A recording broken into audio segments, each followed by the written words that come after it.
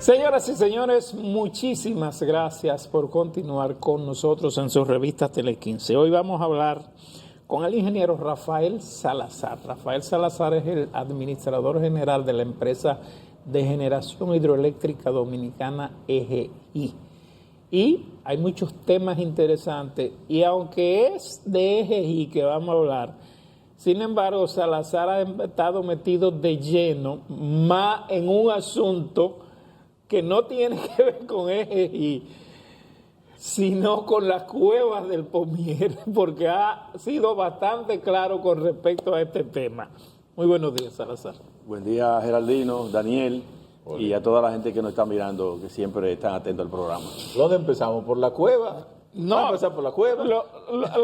La posición de Salazar sobre la cueva se ha visto y creo que tú lo has dicho públicamente, ¿verdad? Sí, una posición clara. Hay un estudio que mandó a hacer, contrató el Ministerio de Medio Ambiente, yo diría con el principal conocedor del tema de cueva del mundo, sí. George Benny. Sí. Un hombre que duró 16 años dirigiendo el tema en Estados Unidos y el tema de geología.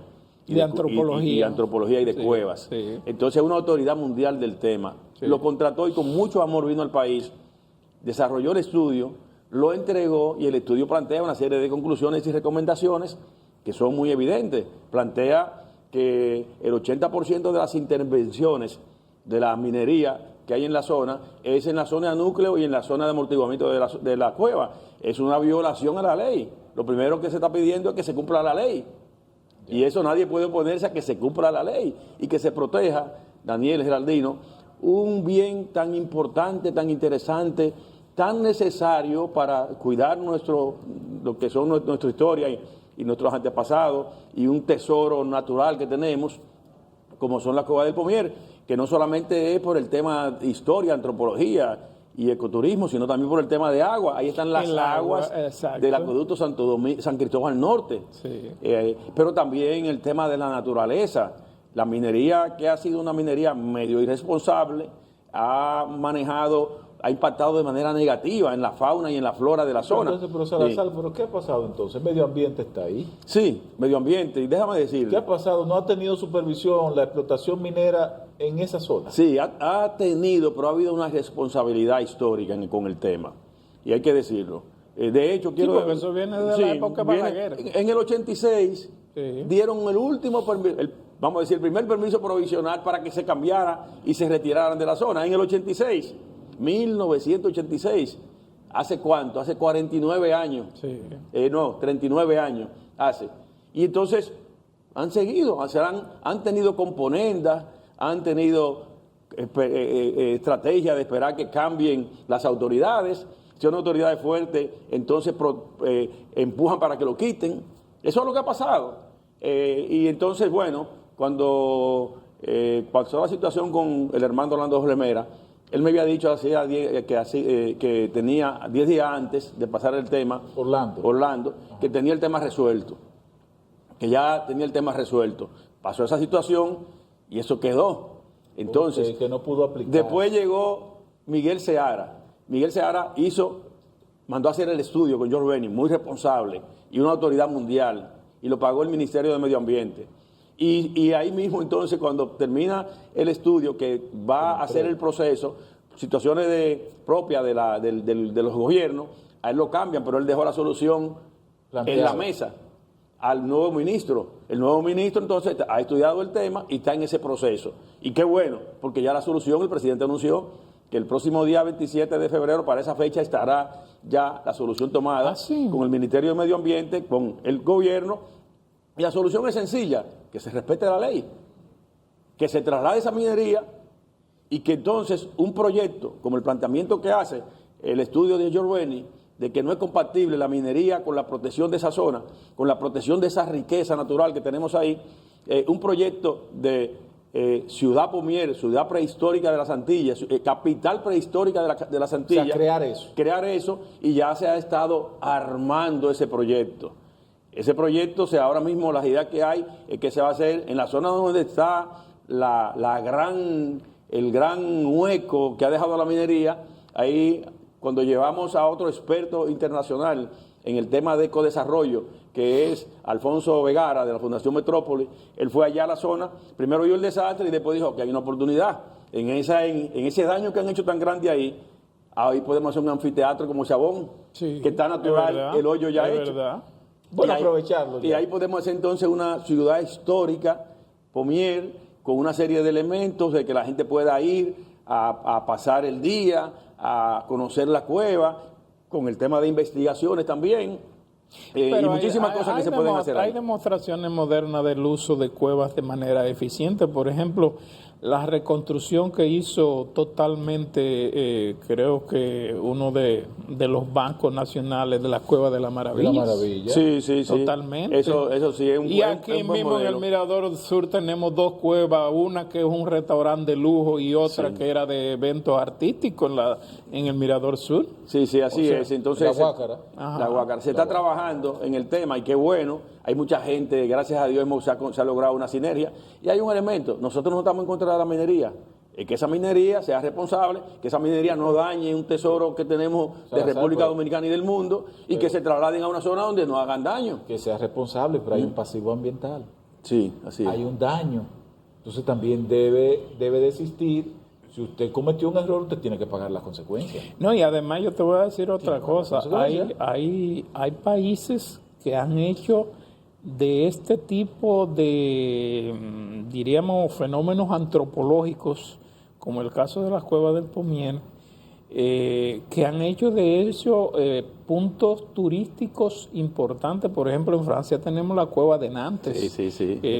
Algo extraordinario, sencillamente. San Cristóbal puede explotarlo igual. Entonces, yo digo, bueno, pero algo hay que hacer realmente. Yo vi, y eso me sirvió de motivación, que en Vietnam hay una cueva que para tú ir a las cuevas tienes que pagar $2,000 y no hay entrada por 6 meses porque está lleno. O sea, tú tienes que planificar. Tienes que reservar. Porque también hay una capacidad de que gente que puede entrar, que no hagan daño. Además de los famosos túneles que hacían ellos cuando la guerra. Sí, o sea que nosotros tenemos ahí con qué también hacer sostenible todo ese proyecto. Pero había un proyecto de turismo en San Cristóbal, una ruta turística. Sí, se está trabajando en eso. El plan estratégico ha estado trabajando en eso. Y entonces hay que asumirlo, tanto el Ministerio de Turismo, Cultura y el Museo de Antropología, el Museo de Historia. Muchas instituciones tienen que involucrarse en todo este tema y que todo esto sea posible y que se haga rápido además ese proyecto. Yo no quiero que tú, no solamente vinimos a hablar de GI, ahora tú te has metido en un asunto interesante que es el aspecto cultural. ¿Qué vamos a hacer con los ingenios de Nigua? Sí, es parte de la ruta turística de San Cristóbal, sí. Y hay que hacer unas intervenciones para poderlo adecuar y darle seguridad, que es un tema que tenemos que hacer ahí, a ese bien que tenemos, los ingenios de Nigua.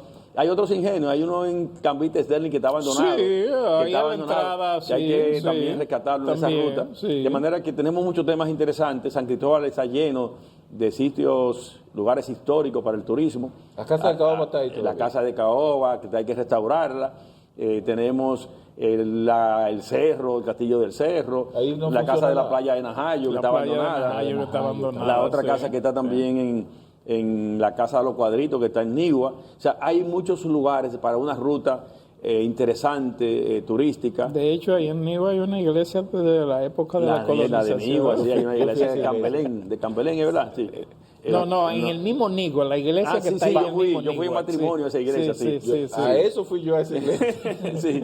Tenemos también turismo de montaña y turismo de playa. O sea, nosotros tenemos como una combinación. Tienen todo. Sí, exactamente. Lo que hay que armarlo bien. Hasta Laguna tienen. Hasta Laguna, exactamente. Tienen todo. Bueno, pasando ya al aspecto que tiene que ver con la empresa de generadora hidroeléctrica dominicana. En este momento, ¿cuánto está sirviendo la empresa al sistema con energía hidroeléctrica? Tenemos 624 megas eléctricos y 3 megas solares. Con el primer proyecto solar que se hizo, que es un piloto. Eso con una ejecución actualmente, terminando la presa de Guayubín, estamos iniciando la presa de la que está en la zona de Santiago, Las Placetas, y ahí se están trabajando los caminos, los accesos, y se trabajó el campamento.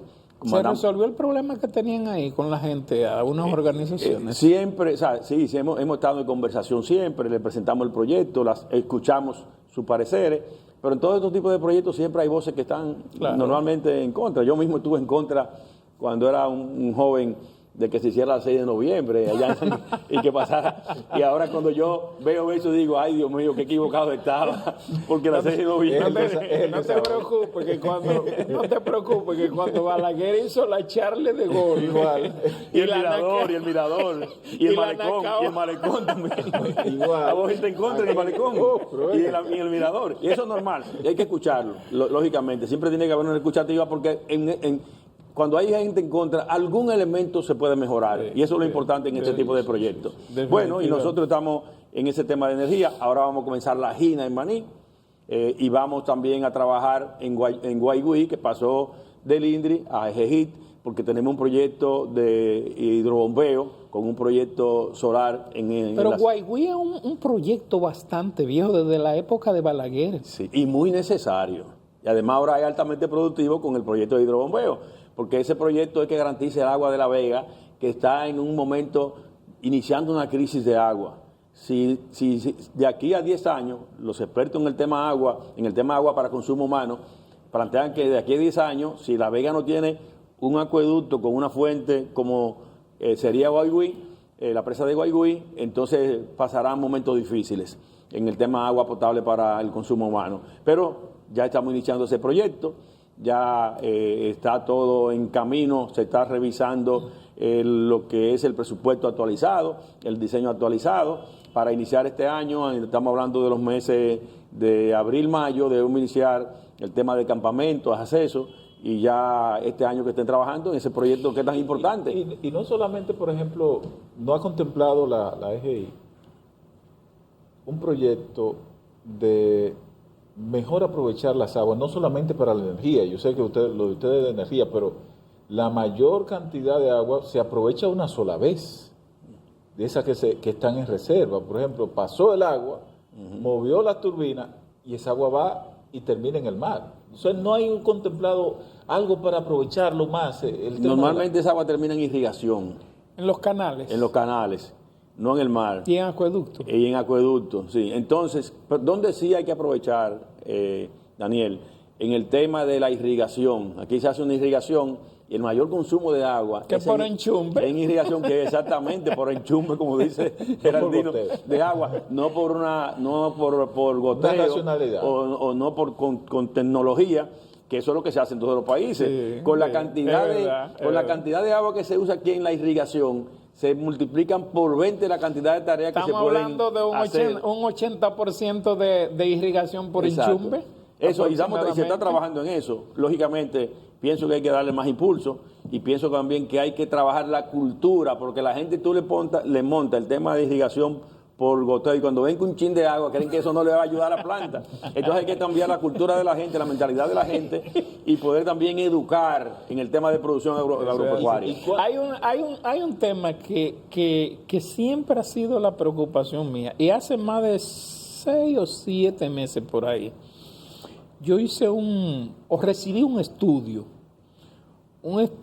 que nos proporcionó, tú debes conocerlo, uno de los mejores ingenieros hidráulicos de este país, el ingeniero Augusto Rodríguez Gallardo. Sí, una eminencia. Una eminencia en esa área.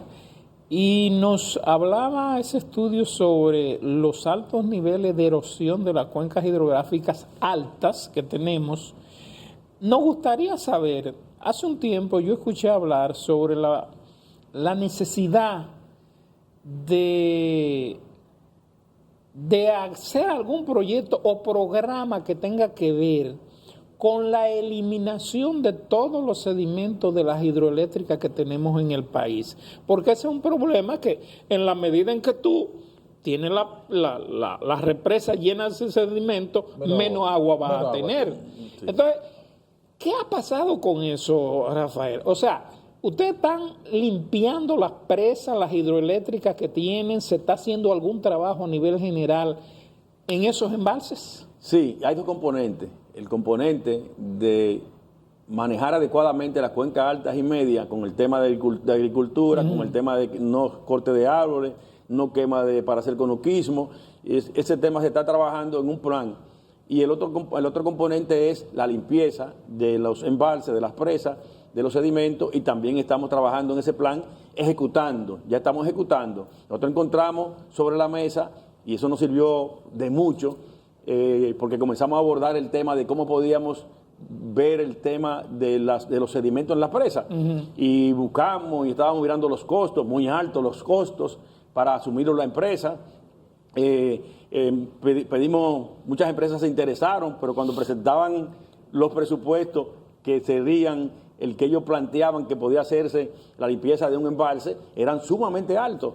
Y entonces, pero descubrimos que la gestión pasada había planificado una limpieza de un piloto en Las Varías, y que era con acuerdo con lo que sacan sedimentos para el uso de materiales de construcción. En la presa hay lodo, hay arena, sí, y hay materiales que tienen que ser procesados. Hay de todo. Revisamos ese contrato, que quiero decir que fue una buena acción de la gestión pasada. Revisamos ese contrato y lo mejoramos. Por ejemplo, mejoramos algo que tenía el contrato que vimos que no era factible, que era que ellos mismos se fiscalizaban. Ellos mismos se supervisaban. Y nosotros no tienen que supervisarlo Medio Ambiente, el INDRI y EGI. Y lo llamamos a los que tenían el contrato. ¿A ustedes les interesa ver eso, iniciar? Ah, sí, nos interesa. Bueno, vamos a revisar el contrato. Y ahí revisamos el contrato y ese proyecto se inició. Ahí se han sacado 700.000 metros cúbicos en Las Varías ya. 700.000 metros cúbicos de sedimento significa 700.000 metros cúbicos más de agua para acueducto, para irrigación, para energía. Es como hacer una presa pequeña, limpiar lo que va hasta este momento en ese embalse. Y los dos canales importantes que hay, el Marco Acabrar y el Nizao-Najayo. Exacto. Entonces, fíjense lo que significa eso, sin costo para la empresa. El costo es que quien lo saca, usa los lodos y los deposita en un lugar donde el medio ambiente permita depositarlo. Identificado por el medio ambiente. Exacto. O lo entrega a lo que hacen abonos, si le interesa, que también con eso se hace abono. Hasta ahora no lo han usado para abono, porque no le ha interesado a lo que hacen abono. Y entonces los otros materiales lo llevan a su planta y lo procesan, que todo eso tiene un costo altísimo también. Déjeme decirle que eso no sale a nosotros a cero costo a la empresa y al país. Puerto Rico acaba del año pasado de hacer una ley por el Congreso para la limpieza de los embalses, a costo de ellos, no con la metodología de nosotros. Y ellos están limpiando actualmente un embalse del mismo tamaño de La Varía, del mismo tamaño, que a nosotros nos sale a 0 pesos el costo para el país y para la empresa. ¿Sabe cuál es el presupuesto en Puerto Rico de ese embalse? El de La Varía son 2.100.000 metros cúbicos de sedimento que están estimados. El que ellos están limpiando en Puerto Rico son 2 millones, o sea, son parecidos. Sí. El mismo nivel de sedimento. 125 millones de dólares que tiene que pagar el Estado. Que tiene que pagar el Estado allá en Puerto Rico. Exacto. Para limpiar ese embalse. A nosotros a 0 costo. Un dineral. O sea, la metodología que estamos usando, y estamos abiertos en ese sentido, es hacer manifestación de interés en el portal de los diferentes embalses. El año pasado subimos Valdesia, eso te iba a preguntar, Higüey, que si se puede Aguacate. Llevar a otros embalses. Sí, lo estamos llevando. Ya nosotros licitamos Valdesia y la licitación lo hacemos a $1, porque el objetivo es ganar. Que nosotros limpiemos, que nos salga a 0 costo y que la empresa pueda depositar lo que nos sirve en un lugar, que eso tiene un costo altísimo, y también procesar lo que sirve y es el pago de ellos. Y es el pago de ellos. Entonces, 125 millones de dólares en Puerto Rico, el mismo tipo de embalse de nosotros, 0 costo de nosotros, significa que estamos haciendo un buen trabajo porque estamos haciendo algo que no se había ejecutado y que es necesario y no se había ejecutado por los costos. Y entonces hemos descubierto esa metodología.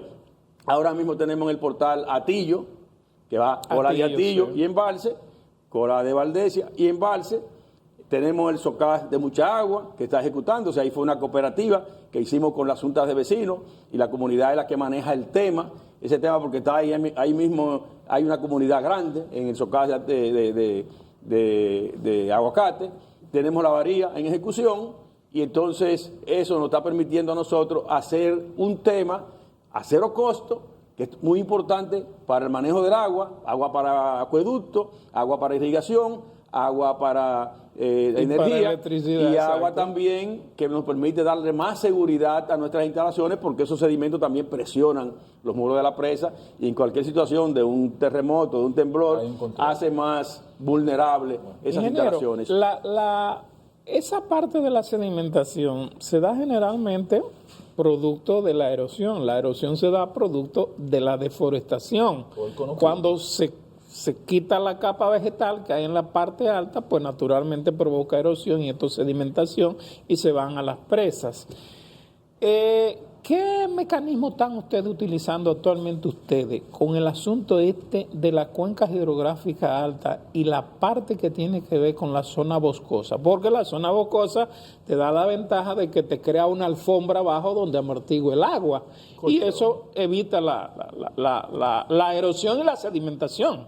Sí, lo que hemos hecho es hacer varios acuerdos, que lo hacemos con seguimiento e indicadores.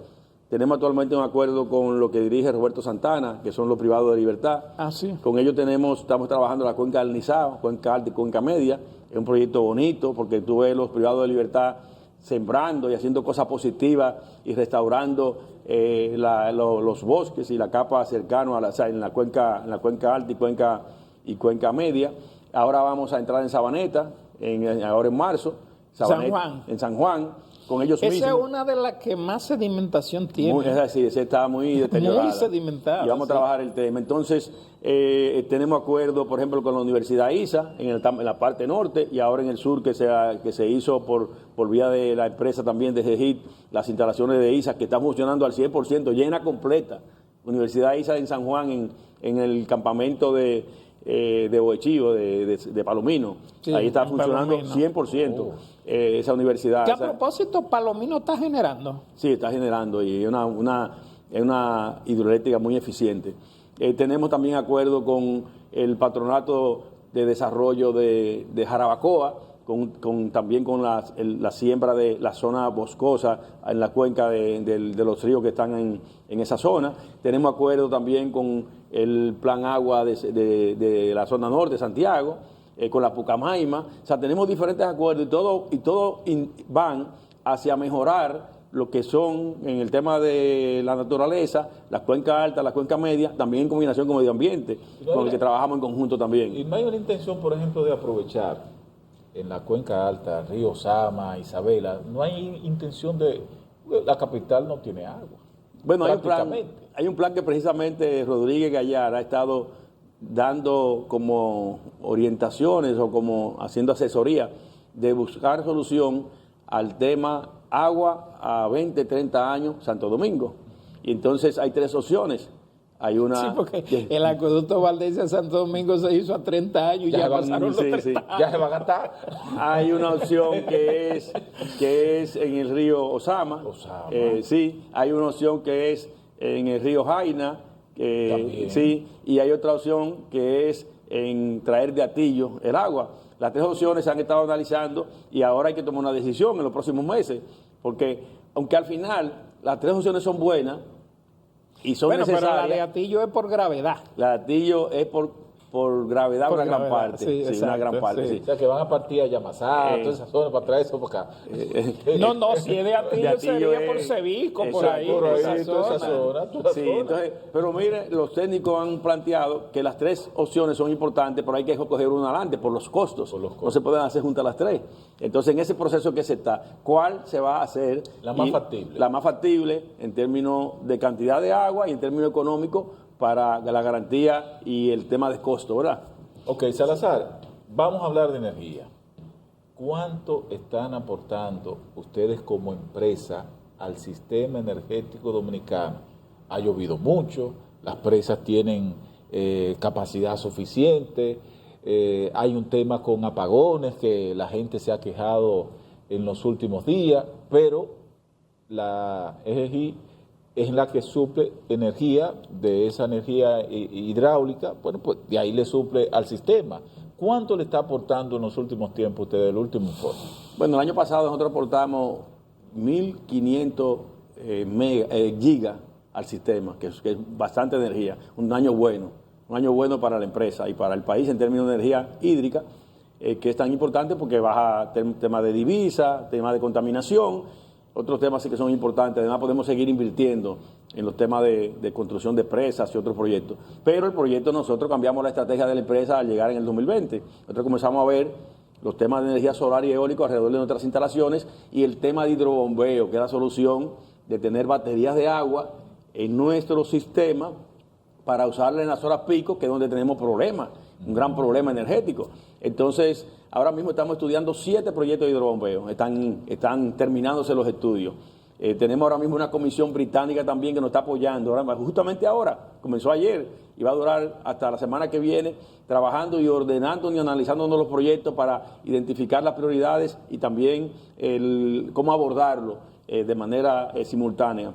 Tenemos también, estamos trabajando, terminamos un proyecto solar, el primer proyecto solar de la empresa fue ese, un piloto en brazo derecho, se terminó. Brazo derecho del PRIM. Exacto.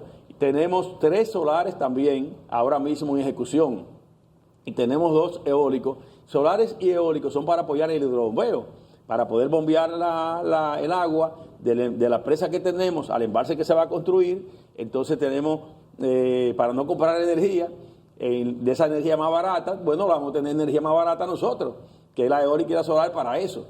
Y en caso de que sea necesario, apoyar el sistema también con ella. Entonces, todo eso nos tiene proyectado al 2028 poder aportar 1000 megas más. En vez de 627 como tenemos ahora, llegar a 1627. Lógicamente, eso tiene un costo económico y estamos avanzando en el tema. De hecho, este año, solamente trabajando las placetas, la Gina, el Guayguí y terminando Guayuín, son 4 presas que vamos a tener al mismo tiempo, cuando la empresa nunca en su historia, lo más que había tenido era 2 presas trabajando en un momento dado, que fue cuando tuvo a Yacahueque y a Palomino en el mismo tiempo construyéndola. Ahora nosotros vamos a tener 4 en el mismo momento.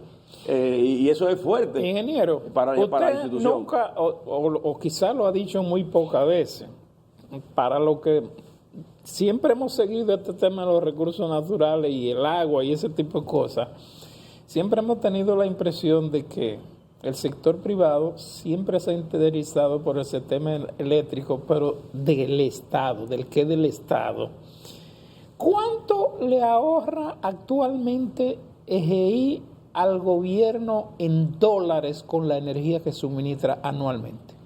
Bueno, el ahorro llega en términos de pesos alrededor de 400 millones de dólares, en términos de dólares. Anualmente. Bueno, pero déjeme decirle lo siguiente, pero vendiendo la energía más barata a las EDES, que si la vendiéramos al precio que mercado. Nosotros tenemos una parte de energía que la vendemos a sectores estratégicos de la producción nacional.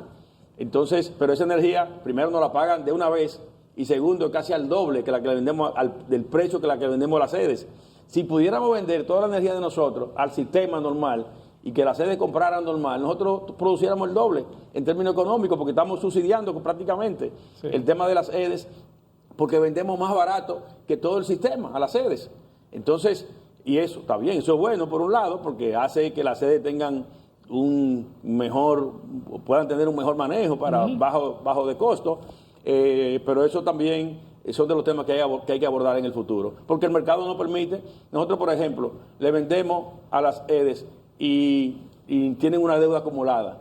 Cuando le vendemos esa misma energía a otro sector, tienen una deuda nos acumulada. pagan de una vez y nos pagan al doble. ¿Y las sedes no pagan de una vez? No, las sedes ahora mismo, han estado pagando y mejorando el sistema de pago después que estaba don Celso Marrancini, pero actualmente el último informe de deuda la semana pasada andaba por 15,000 y pico de millones de pesos la deuda del 2021 para acá. Y bueno, pero había bajado porque en un momento llegó a 18, casi 18,000 millones, y bajó a poco menos de 16,000. Actualmente estaba la semana pasada en 15,000 y pico de millones de pesos. Y eso yo tengo que decir que han estado pagando lo que estamos sirviendo, más abonando a la deuda algo cada mes. Ingeniero, el tiempo se nos acabó, lamentablemente. Pero le agradecemos que usted haya abordado con nosotros estos temas, especialmente lo que tienen que ver con su pueblo o con nuestro pueblo, San Cristóbal, y también el tema fundamentalmente de la energía hidroeléctrica y los aportes que hace la empresa al Estado en ese sentido. Muchas gracias. Muy amable de su parte. Después lo vamos a invitar para hablar de política. Cuando gusten. Señores, a ustedes, nos vemos mañana, si Dios los permite.